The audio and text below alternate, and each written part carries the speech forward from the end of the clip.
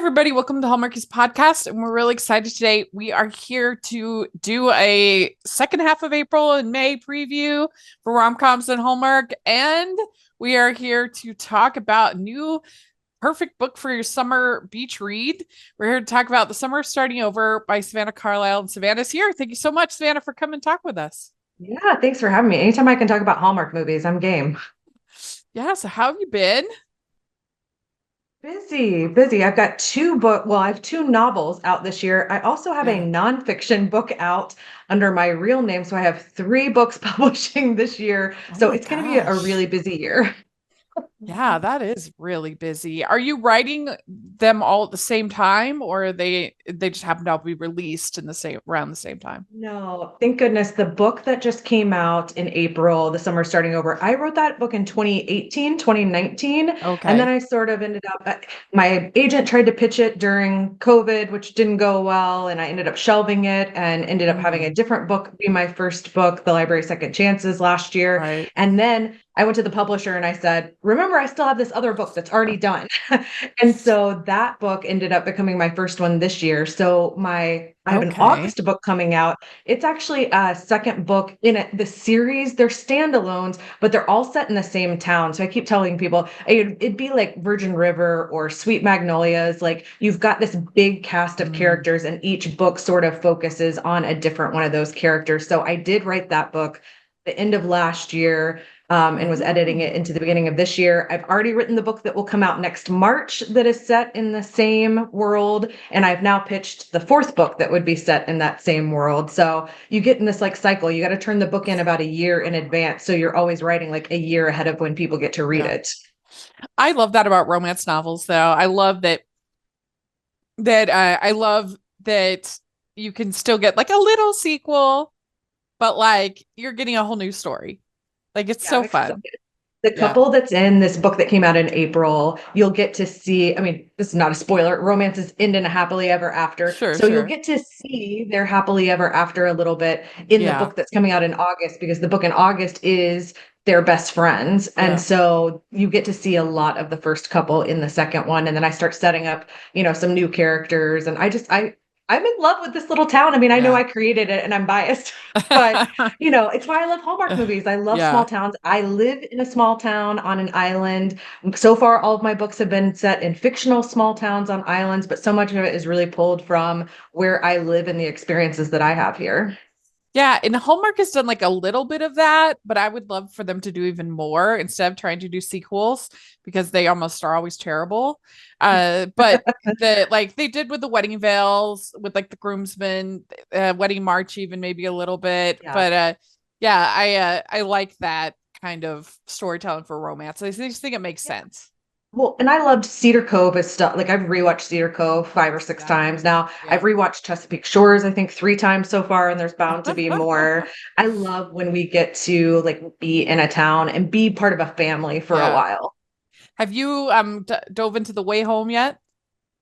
I New love show? The Way Home. I did Yeah. not think I'd like it because Yeah, yeah, I time travel, like I don't yeah, read books that have time yeah. travel. So I didn't think I would get into it, but I love Andy McDowell so much. I'm from Georgia. She's from Georgia. I decided I was Uh-huh. willing to give it a chance and I am obsessed. I love it. Yeah. Yeah. Are you team Thomas or team Elliot?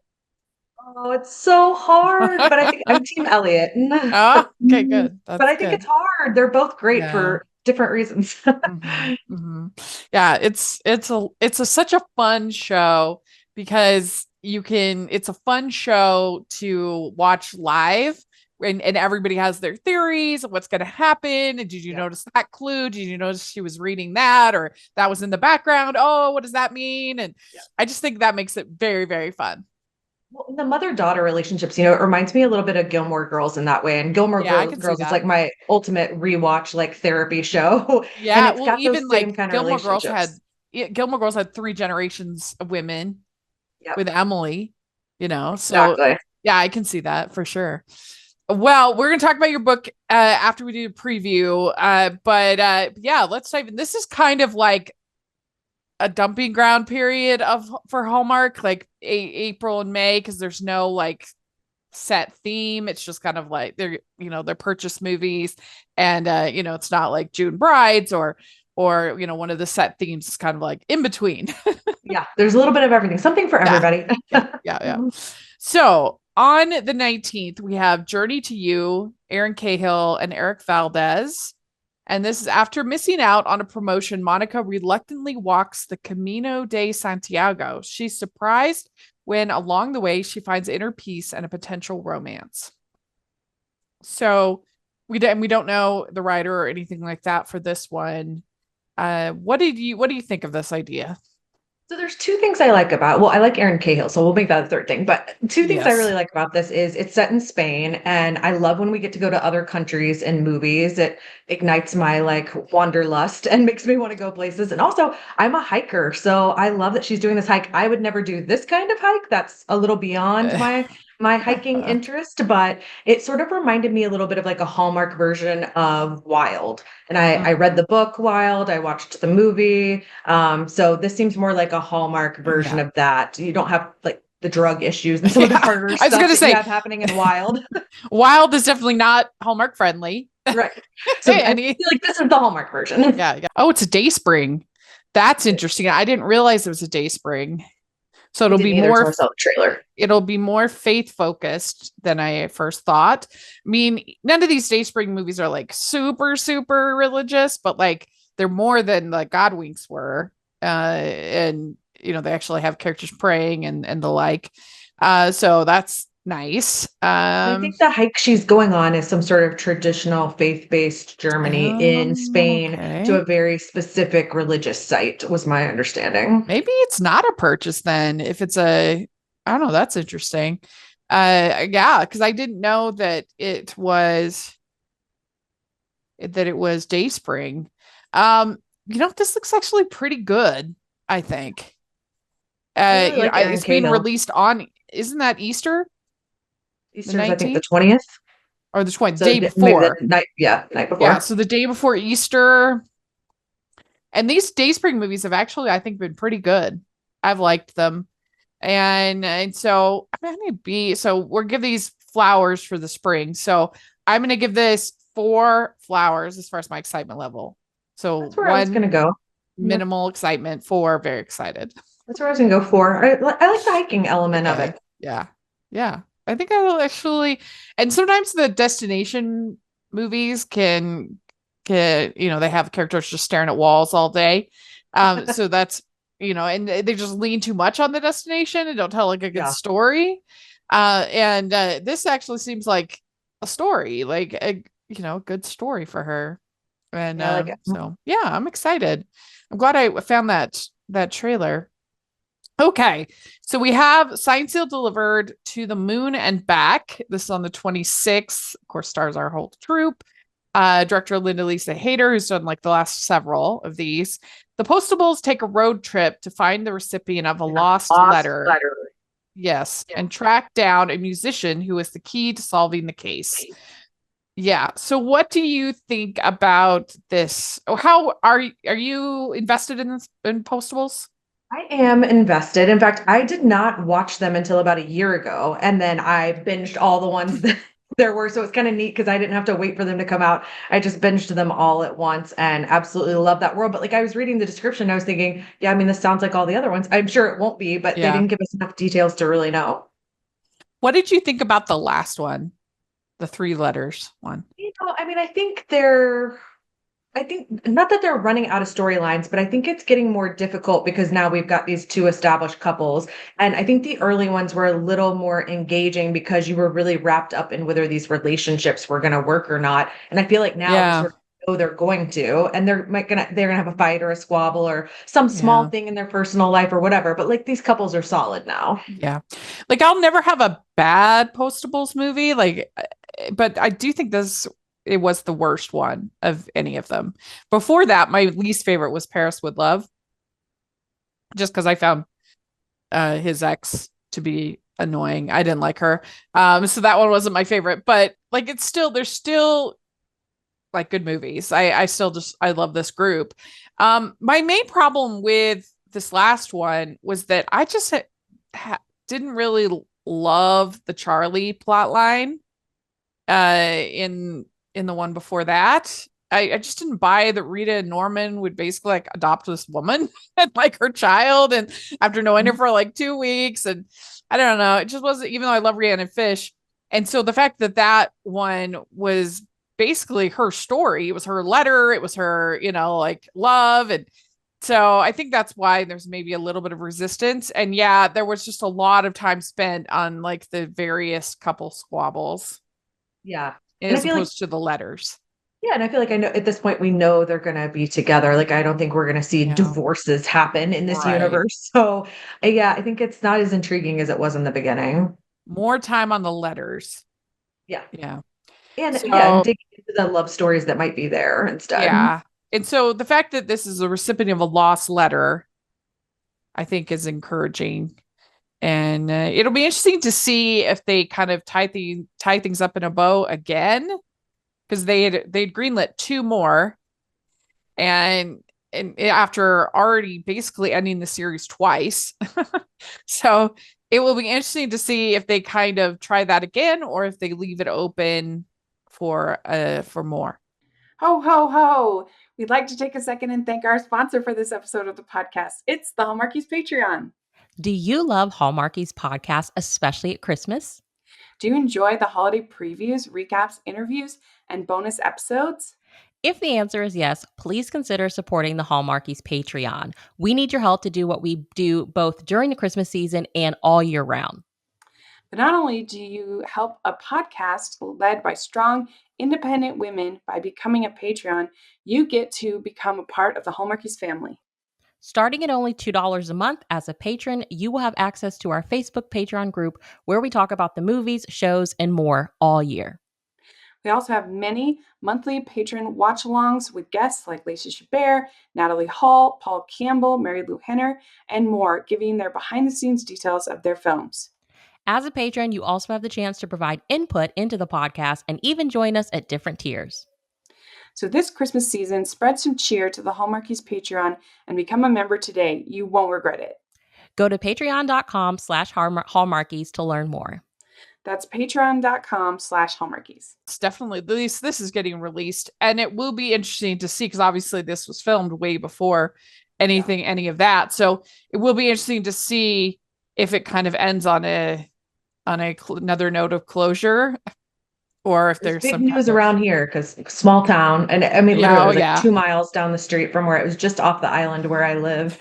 And it was very big news here for when it happened. sure. That Everybody makes was like, "Wait, sense. what was he doing here?" And if you Yeah, knew it here, was of all the bars surprising. you could be in here, it was like, "Why was he in that bar?" That is not a bar that people I know Oh go to. really?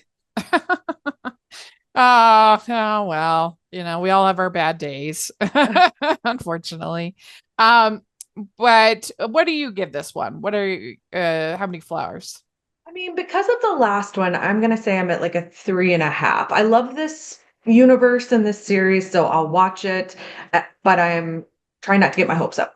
Yeah, I agree. Okay, so next we have Hats Off to Love. This is on the 3rd of May. Stars Gina Claire Mason and John Clarence Stewart, director Amy Barrett. Stella designs hats and fascinators for socialite Rosalind and meets her son Christian, who's training a horse to compete in the Louisville Derby. So, yeah, I guess I don't know if this is right around the Kentucky Derby. I don't know when that is, but I think it sounds Beginning of May. Yeah, Kentucky uh, Derby will be the first weekend is in May. May. Okay. So Gina Claire Mason, she has been good in every single one of her Hallmark movies. They've Love all her. been good. So I have a lot of confidence in her ability to choose projects. Yeah. And in my other life, for people who don't know, I'm a sports business reporter. And so I love when Hallmark has a movie that has any sort of sports relevance. So I'm excited for a Kentucky Derby sort of Yeah, themed movie. This will be fun. should be really fun because Gina Claire Mason has had a holiday spectacular, which I really enjoyed, a Great. Heidelberg Holiday, which is one of the Also great. Yeah. best away movies they've done, and then A Carol for Two, which was so good last year. So yeah, Yeah, they've only she's really been using her at Christmas. So nice that they're roping her in that's other times of true. the year now. That's a good point. Yeah, so I'm gonna be pretty optimistic about this. I think it sounds fun. I would give it 4. I'm gonna go 4.5. I'm that excited about it. Oh, It's the yeah. sports angle. I'm sold on the Kentucky Derby idea. And I love the hats. I mean, it's the whole reason I I want do to go to the too. Kentucky Derby is to get one of those crazy hats. I know. I know. It was so fun back at the royal wedding. My friends and I, we had a big party and we all designed our own hats. We had like a hat making station and oh, that was the best. Okay. So then on the 10th, we have Love in the Clouds. Mackenzie Westmore, Paul Green. Reporter Brooklyn travels to the balloon fiesta to meet hot air balloon pilot Jared, who offers romantic balloon rides but is closed off to love himself. What do you think about this? This one I'm just not sure about. I feel like there's not enough details. I couldn't find a Yeah. trailer for it. I just don't feel like I know what the story is. There's going to be hot air balloons, but I don't really get what the story is yet. Yeah. And I mean, of course, we know Paul Green. I don't know Mackenzie Westmore at all. No, I've me neither. never heard of her. But it's nice. It's like a little bit of an older romance, which is, always nice, a more Yeah. mature lead. So enjoy that. It looks pretty generic, so I'm gonna give it a 2. But Yeah, I like Paul Green. I mean, I'll watch it because I watch all the sure. Hallmark movies, Yeah. but yeah, it was kind of low on my list. This episode of the podcast is brought to you by BetterHelp. Give online therapy a try at betterhelp.com/Hallmarkies and get on your way to being your best self. Anyone who listens to this podcast knows that I am a big advocate for mental health care and getting the help you need for your life. Let's talk numbers. Traditional in-person therapy can cost anywhere from $100 to $250 per session, which adds up fast. But with BetterHelp online therapy, you can save on average of up to 50% per session. I know, especially when I was going through a tough time in my late 20s, having somebody to talk to about what I was experiencing and to help me to be able to process it was very, very, very helpful. And that's what you can benefit from with BetterHelp. You can join a session with the click of a button, helping you fit therapy into your busy life, plus switch therapists at any time. So visit betterhelp.com/Hallmarkies today to get 10% off your first month. It's betterhelp.com/Hallmarkies. Okay, so now just for Hallmark Plus, they might have other stuff, but the only thing I could find was this new series, a reality, Home is Where the Heart Is. And this is Luke McFarlane takes audiences inside a house that has been inherited or holds special familial meaning and is overdue for a facelift. Alongside designer Olivia Westbrook, they update the home with a nod to the past. So what do you think about this? Okay, I'm excited about this because before I was a romance novelist and a sports business reporter, I was a historic preservation attorney. So Oh my I'm all about gosh. historic homes. And I heard that the first house they do is in Social Circle, Georgia, and my people are from Social Circle. So I wonder, like, will I know anyone on the show? I'm going to start asking around my family that still lives in that area. But going back for several generations, one side of my family has lived in Social Circle, and I love Luke McFarlane. So I would have watched it anyway, being home Yeah. renovation and historic properties and him. I'm excited to see this Social Circle episode. Yeah. Are you a big fan of like home renovation shows? I do. I watch a lot of Yeah. HGTV. It's my good, like, if you just need background noise, you can Yeah. put on HGTV. Yeah. I am more on the cooking than the HGTV, but if there's nothing, if it's like, okay, this is the chopped episode I've seen a million times, then I turn over to HGTV. I'm the other way because I can't cook to save my life. So Yeah. So I think this does sound pretty good, pretty fun. So I'd give it, a 4. I'm gonna give it 5. I'm excited for this one. Okay, good. Okay, so now we're talking about features. These are romantic, most of them are romantic comedies. There's a few dramas. Features / other series I just thought our audience would be interested in. So we have The Wedding Banquet. This is on the 18th of April. It stars Bowen Yang, Lily Gladstone, Kelly Marie Tran, director and writer Andrew Ahn. A gay man makes a deal with his lesbian friend, a green card marriage for him in exchange for in vitro fertilization treatments for her. Plans evolve as Min's grandmother surprises them with a Korean wedding banquet. So what did you think about this trailer? Well, it's definitely a concept I haven't seen before. I love Bowen Yang. I love Lily Gladstone. I didn't even realize it was her the first time I watched the trailer because to me it like didn't even look like her at first. So I would watch it for them. Yeah. It's definitely a different concept. It looks like her mother seems really funny, like dry sense of humor. She had some great like kind of one-liners and things in the trailer. So I think it could be fun. Yeah. So this played at Sundance. I did not get to see it. I missed it, but all I heard was really good things about it. And I think it won even a jury, I think it won an award, one of the jury awards at Sundance. So that's good. I liked the trailer. I thought it looked pretty funny, pretty charming. I am, I am a little bit tired of this. Like, oh, I can't like, I I think that coming out stories are important, but for a while there, it felt like those were the only queer stories that we ever told, you know? And I so like this, oh, he's got to hide that he's gay. And like, I don't know. So on one hand, when I first heard the premise of this, I was like, oh, eye roll, which is maybe not the correct response, but I just feel like that I want to hear other stories, you know, I want to hear other experiences. But I do think that the trailer won me over. The cast, and I think it is semi-autobiographical. Andrew Yan, I think it's like based on loosely based on his own experience. So A good dichotomy because it looks like her mother and her family are already know and are accepting, and that's not an issue just yeah, based on the trailer. It looks like her mom is aware and she's got these great kind of one-liners about it. But his family isn't, yeah, and it isn't, he's not sure they will be on board when they find out. So that sort of like dichotomy of yeah, having one family that's already on board and very accepting and the other family yeah, that's not, I think would be interesting. And I like seeing other cultural traditions. So I yeah, like that we're going to get to see, this wedding from another culture that I personally am not familiar with, and hopefully we'll yeah. learn something from. So I'm on board. So I'd give it like a 3 out of 4 as far as my excitement. Like 3.5. 3.5. Okay. Yeah. Good. All right. Next, we have On Swift Horses. This is a drama. This is on the 25th. Daisy Edgar Jones, Jacob Lordy, Will Poulter, who I swear it feels like Will Poulter's in every movie right now. Like, His agent's working hard. really.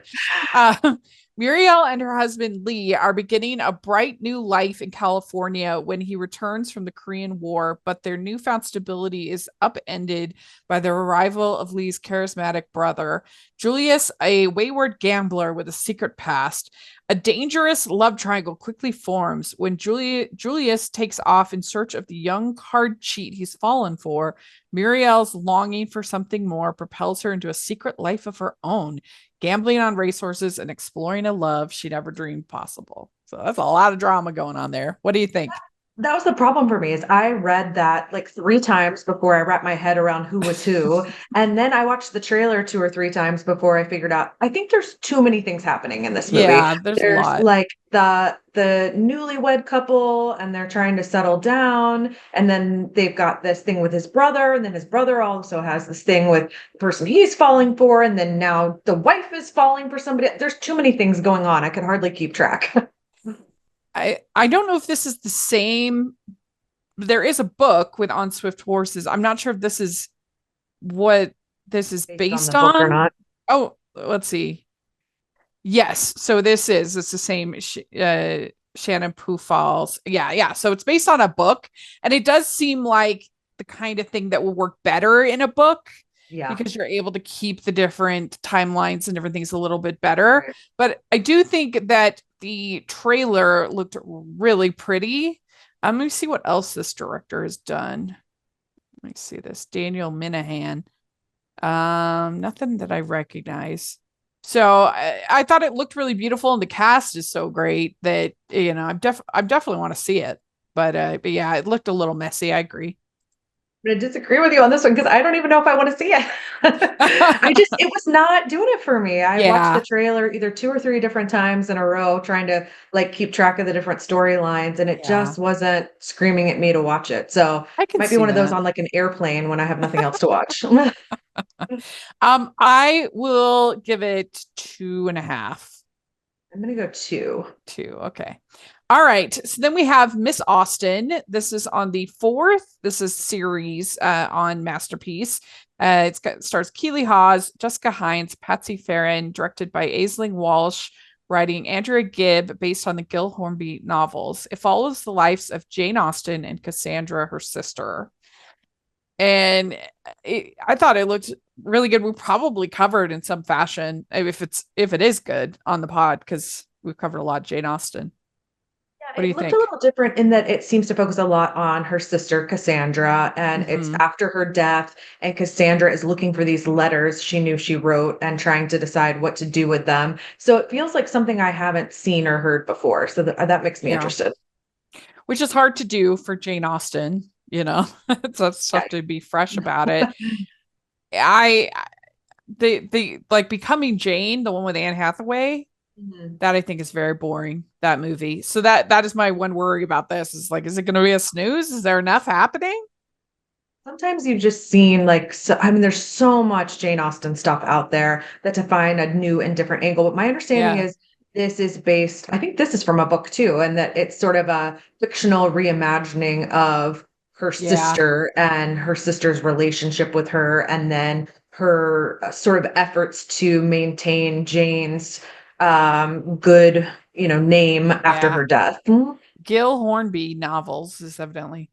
I just like Jane Austen had like a pretty simple life, There's something in these letters that her sister doesn't want getting out there, which makes me curious. So that'll be interesting. I'm definitely intrigued. Of course I'll watch it, but we'll see. I'd probably give it a 3. I think I'm at a 3 too. Yeah. Okay. And moving on with Jane Austen, we have Jane Austen Wrecked My Life. This is on the 25th of May. I love the title. They had the title. Yeah. Camille Rutherford, Pablo Pali, Charlie Anson, writer, director Laura Piani. And evidently this debuted at TIFF last year. Okay. So that's, good. Whenever these smaller films get a festival, especially a serious festival, like Toronto International Film Festival, it's like a sign that it might be good. There's terrible films that debut at festivals, but still, somebody's checked it out. Anyway, it's a desperately single bookseller lost in a fantasy world finds herself forced to fulfill her dreams of becoming a writer in order to stop messing up her love life. And she gets from the trailer, she gets like a fellowship. Yeah, like a writing residency at some sort of Austen related estate. And so she meets the great nephew of Jane Austen, and he's like, oh, she's so overrated and whatever. And so I was charmed by this trailer. I thought it looked really good.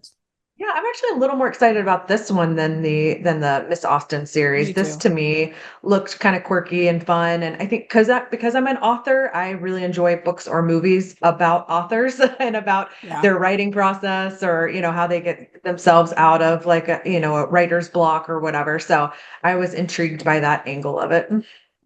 Yeah. So I'd probably give this like a high, like a 4, maybe even 4.5. I think it's 4. I'm looking forward to this. Yeah. Okay, last one that we'll preview. This is on Netflix as the 4 seasons. This is the 1st of May. It's a series starring Tina Fey, Steve Carell, Coleman Domingo, Will Forte, creators Tina Fey, Lang Fisher, and Tracy Wigfried. And it's 3 suburban couples vacation together each season, but tensions arise when one couple splits up and the husband brings a much younger woman on subsequent trips. I think this trailer looked really charming, and I'm more confident in Netflix with their series than I am with their movies. They usually are better, the series. The only thing that seems a little much for me is they really go on like some elaborate vacation every season. How rich are these people? Like, what? Well, did you see Couples Retreat with Vince Vaughn and Kristen Bell? So I love Couples Retreat, and this had some of those vibes for me. And it's got Tina Fey. I will watch anything Tina Fey puts out. I will trust her to entertain me. I'm not as a huge 30 Rock fan. I did not love that show. So I'm maybe a little more mixed. And some of her movies have been mixed bags. But I mean, Tina Fey, Steve Carell, Coleman Domingo, Will Forte. I mean, that's a great cast. And I actually think she's a better writer than she is even. And I mean, some of her Saturday Night Live skits that she wrote and did are great, but also, of course, Mean Girls, so good that she wrote. So if she's involved in the creation of this, that's interesting to me. Yeah, I mean, I definitely check it out. I think I give it a 3. Yeah, because I loved Couples Retreat so much, I got excited for this. Now I'm with you. Like, who can go on? Who can get 3 couples together enough to go on 4 trips? Like, forget the money aspect. Just like lining up people's schedules Yeah, to go on 4 trips in a year is insane to me. Like, maybe 1 trip every year, I can buy that. yeah, But I'm still excited for it. I'd probably give it a 4. yeah, yeah. We'd like to take a second and thank our sponsor for this episode of the podcast. It's the Hallmarkies merch store. Are you looking for that perfect gift for the postable, Hardy, or Hallmarky in your life? What about getting that t-shirt or hoodie that will help you stand out at your next holiday party? Now is the time to check out the Hallmarkies merch store. Full of festive designs by artists like Jessica Miller, Carrie from Hallmark Comics, and more. You can even have more than just shirts, but totes, cell phone cases, notebooks, mugs, and more.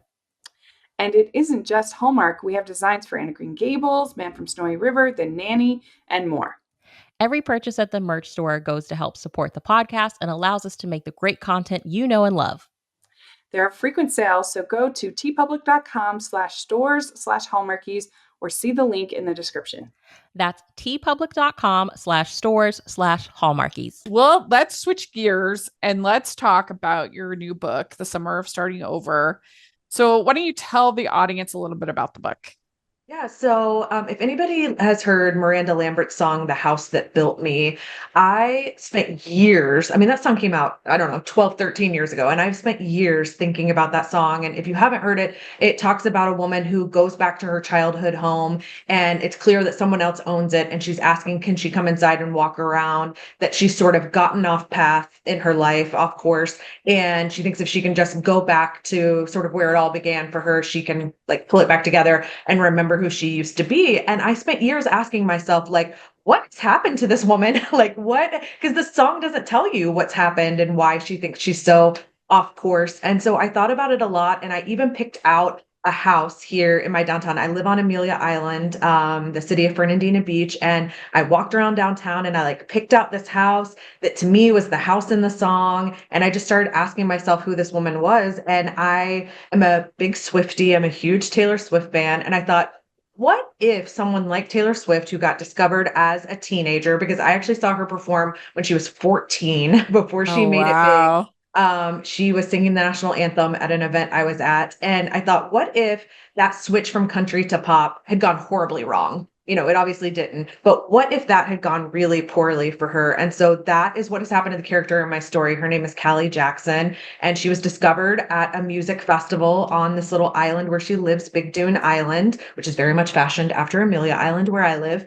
And she goes off to Nashville and she becomes a big star, but then her record label really pushes her towards pop, and that does not go as well for her. And she ends up investing in a new label with a producer she's been dating. She ends up losing all of her money. And this is all sort of the backstory that leads to, at the beginning of the novel, she is driving over the bridge and coming home, and she sees the sign that says, "Welcome to Big Dune Island." And at the bottom, it says, "Home of Callie Jackson," because she's this big superstar. And when she drives over the bridge and she sees the sign, she just feels awful. You know, she remembers how excited she was the day they put that up and how she felt at the beginning of her career, but she's so off course now. She's not singing what she wants. She's not wearing what she wants. She's not dating who she wants. Like, her life has gotten totally out of control.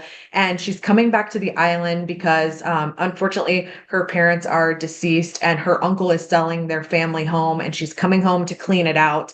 And when she gets there, she finds her high school sweetheart is renovating the house, and she has to sort of confront the way that she left him behind as a teenager. So she's sort of dealing with that while at the same time trying to kind of clean up the wreckage of her career as well. So why do you think the city girl coming back to the country, why do you think that dynamic works so well and is such a popular trope? It's funny because people like tease about Hallmark movies, and then it's always, some big city person Yeah. who's coming back. But I was a corporate attorney in Atlanta, and I now live on a tiny little island and I write romance novels. So, like, I've lived that, and I didn't Mhm. move here for a boy, and I didn't grow up here. But as I've gotten older, appreciate being in a small town more, and just a little bit slower pace of life. And I love the historic architecture that we have here. And I mean, I love living at the beach. Like, oh, who doesn't love that part of it? But, I love that idea that people pull together to help one another. And obviously, what happens in books and movies is not the same as what happens in our real communities, but it's that escape. Like, I know people read books as an Mhm. escape, but I write books as an escape. I write the town I wish my town was sometimes. Yeah. Well, see, that's what I think is that it's harder to create or let's say it's easier to not create a community in the city. And so it's easier to kind of create loneliness or make it cold or isolating and the bad man of business, make it all about work, work, work. And it's easier to do that in a city where it's ostensibly kind of big and cold and where I would love to see it, and they've done it a few times in Hallmark. They did it with I can't remember, Ashley Williams' fall movie last year, where it was all they created the small town environment, but it was all in a building. So you had like the head of the building was basically your town mayor. You had all the dynamics that you have in a small town, but it was all within a building. And I thought that was so smart. And that's what I would do. I would like if I wanted to do something a little bit fresh, is have something like the community of like a Chinatown or or a Little Italy or whatever.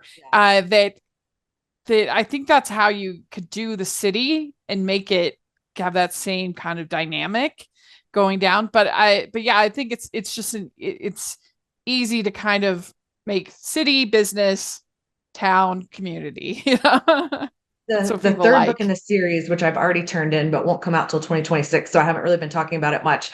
One thing that was fun to do in that book was I took somebody from the island, and she's falling for someone who lives in New York City. And so Oh, quite a few nice. chapters of the book take place in New York City. And I love New York. My husband writes about arts. We spend a lot of time in New York. And you realize that there are these little communities there. There are these Yeah. really tight-knit neighborhoods where the dry cleaner knows your name and the coffee shop knows your order and whatever. And so I had somebody from the island go to New York, and it's her first visit to New York, and she's going around with him, and she's realizing that he lives in a small town too, within, like, the few blocks around his condo. Mhm. Because I travel a lot and have sort of Yeah. realized that you do have those pockets that are like small communities. Now, since you wrote this in 2019, maybe were in a different space than you are now. But like, were you kind of aware that okay, this is leaning into some tropes? How am I going to make it like fresh and interesting? Or was that something you thought about? When I wrote the first one, I love second chance romance as a reader. I really Mm, enjoy reading them. And I love the Hallmark movies too, that are that second chance romance with the high school sweethearts. And I've read all these articles about like the psychology behind like why do we read those and love those, especially since most of us are not like married to our high school sweetheart and not right. interested in being either. But like, why are you drawn to those stories? And it's more of that idea of what it was like the first time you were in love. And all the things you didn't know because you'd never been in love before, you'd never had your heart broken before. It's just different that first time. And so revisiting it, and for these people who are able to sort of go back and to be with that person again, I knew I wanted to do that. But then I needed to throw all this other stuff in there because I really wanted to lean into this sort of like early career Taylor Swift kind of vibe, with this musician in the story. And I have her even write a song in the book that I worked with a singer-songwriter to make into a real Oh, song that really? we released the same day as the book. So Oh, that's it was cool. really neat because I got to do something creatively outside of the box. Not just write the book, but to also have this song that goes with it. And people have been creating reels with it and everything, and it's been so Mhm. fun to see. Oh, that's cool. Yeah. So the Beach Bash, is that based on anything in your town? Well, we have a big festival here. It's called the Shrimp Festival. And so it's not a music festival the way the one in the book is, but I borrowed some things from it. So we have something called the Pirate Invasion that happens the first night of Shrimp Festival, where pirates, and this actually stopped with COVID and they haven't brought it back yet, but I wish they would. Pirates actually would come in on a giant ship at our harbor in our marina downtown, and they would run off the ship and run down this our center street, which is like our main street. They would run down the streets, and it was called the Pirate Invasion. So I borrowed that and made it part of the Beach Bash Music Festival in the book. So we have a big festival like that, just a different theme. That sounds really fun. They should totally bring that back. We have it. The best is the Thursday night before. It's always the first weekend in May. And the Thursday night before, we have this shrimp festival parade. And it's kind of like before the tourists get here for the festival over the weekend. The parade is really locals, and it goes down two different streets in our downtown. And people just line up in lawn chairs. And the high schoolers and some of the companies and organizations here do these floats. And there's like 150 of them. I mean, there's a lot. And they all are decorated with some sort of shrimp related theme. And every year I share pictures online. It'll be coming up soon. People can watch my stories because I'll share them. And I say, this is like being in a Hallmark movie. Like, it is this hokey small town festival that feels so Hallmark. And so then it was really easy to write the festival in the book because I've kind of lived it here. Yeah, I was just thinking, I was like, this would make a great Hallmark movie. What's the name of your town again? The island is called Amelia Island, and the city here is called Fernandina Beach. Well, they could do it. Love it, Amelia Island. Yeah. You can't have Love at the Shrimp Festival. That's I don't think you can do that, but maybe you can do. I pitched the island officially because in my life as a sports business reporter, I wrote a piece about the Chiefs love story movie back at Christmas. Oh, and I got to interview people from Hallmark, and we got to talking about where I live and what my town is like. And they were like, we should really look at that. I was like, you should come look. Like, there hasn't been anything in a town like this. It's a cute little beach town. Shoot some summer movies here. Shoot my book as a summer movie here. No. Yeah. That would be that would be really fun. So you kind of talked about how you developed Callie as a character in her story, but what about Jesse? Like, how is it sort of developing him as a character, not making him too bitter, but a little bit resentful at the start? So Jesse has sort of stayed behind. Ultimately, she kind of pushed him away to make him stay behind. His family business was having an issue, and she felt like he needed to stay and sort of help his dad save the company. And so she kind of pushed him away to get him to, because he wanted to be a singer as well. No, he wanted to be a professional baseball player, but he was going to go to college at Vanderbilt. And she thought like he would go to college at Vanderbilt on this baseball scholarship he had. And she would like sing in bars, but then she ends up getting discovered before she graduates high school. And so the plan sort of changed. He never makes it to Nashville. He doesn't go to Vanderbilt. He stays home, does eventually go to college. That's right. But he had this passion. He wanted to go to Nashville. Yes. Yeah, that's right. So he stayed back, and he had this passion for restoring homes. And that comes from me having done historic preservation tax credits as a corporate attorney. Okay. And I made him a historic preservationist, essentially. The years have gone by. His dad's company is healthy now, and he wants to start getting into the kind of work he wants to do, which is preserving these historic homes on the island. And he's starting with Callie's family home because her uncle has sold it. Well, I thought this quote was a good one in showing Jesse a little bit bitter. She had come with her ex-boyfriend to the town. He's super jealous, and he says she'd rolled into town with that slick hipster of a boyfriend in his slim cut suit with pants so short you could tell he wasn't wearing socks with his dress shoes. What kind of guy didn't wear socks with the dress shoes? Yeah, so this is when she comes back for her parents' funeral, which is that takes place a few years before the book starts. So it's a flashback. But I wanted to make this boyfriend she has in Nashville, who's her producer, the complete opposite of Jesse. Jesse's like such a sweet guy. You know, if you're a book reader, you know, we talk about cinnamon roll heroes. He is totally a cinnamon roll hero. He's just the nicest, sweetest, like salt of the earth kind of guy. So I needed to make her boyfriend just a slick, douchey, I didn't want you rooting for Andrew, the ex-boyfriend. I wanted you to be rooting for Jesse. Yeah. Well, the other quote I really liked this one where it says, what he remembered was how he couldn't keep his eyes on the road because he was so distracted by her sitting next to him in the truck.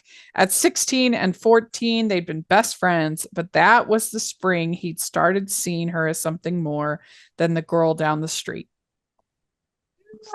I mean, my first love was in high school, and I'm trying to think if we were 14 or 15 when I met him, but he was a year ahead of me in school, and we dated Yeah. all through high school. And like, so I had that experience. Now, we are not together. I am married to someone else wonderful and have no interest in being with my high school boyfriend, but I had a wonderful experience. I have nothing bad to say about him. We are still friends and have kept in touch over the years. He's married to somebody wonderful, but like, there are things from that first relationship that you can sort of pull from that are just different than any other relationship.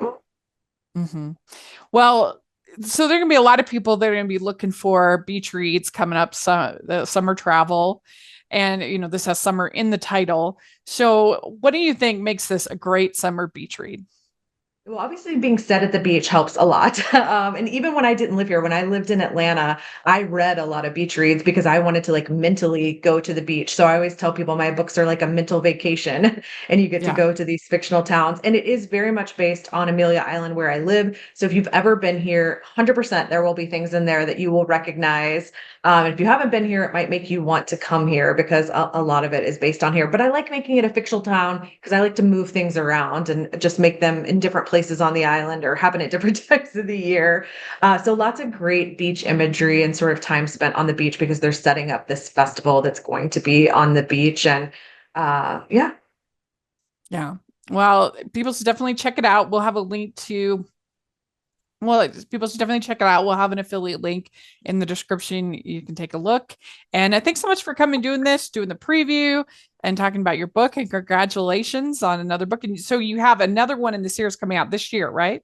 In August 19th. It's called If I'd Have Known, and it's going to have the two best friends that you get to meet in the first book.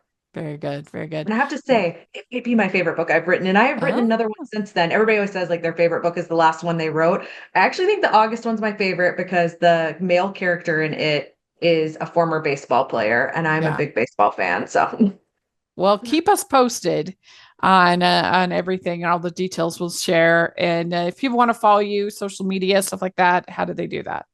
I'm on pretty much all the social media channels, and I'm on there as Savvy Carlisle instead of Savannah because it didn't fit on one of the platforms. So it's SAVVYCARLISLE. Great. Well, thanks again for coming to talk with us, and let us know if you're listening what you think of the book if you get a chance to read it, and what's your hype level for all these different things that we talked about. What are you most excited for? We'd love to hear in the comments section or on Twitter. And you can find me at Rachel's Reviews, all of our social media, iTunes, YouTube, and on Rotten Tomatoes and Goodreads. So check that out. And also make sure you're following the podcast, Hallmarkies Pod, Hallmarkies Podcast. And if you're listening on iTunes, please leave your ratings and reviews. That really, really helps us a lot. And it's free for you. And it really benefits the podcast and the algorithm so much the more ratings and reviews we have. And if you are watching on YouTube, please give the video a thumbs up and subscribe to the channel. We're really, really working towards 10K subscribers. We're getting closer every day. So please, if you are watching, please subscribe and like the video. And we have our Patreon group, which is super fun. Great way to support the podcast. We have Maddie Hills from Return to Sender as our guest for the next episode, for the next Patreon event. And we're going to be watching the movie, which is super fun. So definitely you want to check out the Patreon, lots of benefits. And we have the merch store. We have lots of fun designs, Hallmark inspired, rom-com inspired designs. And thanks again so much. And we'll talk to y'all later. Bye.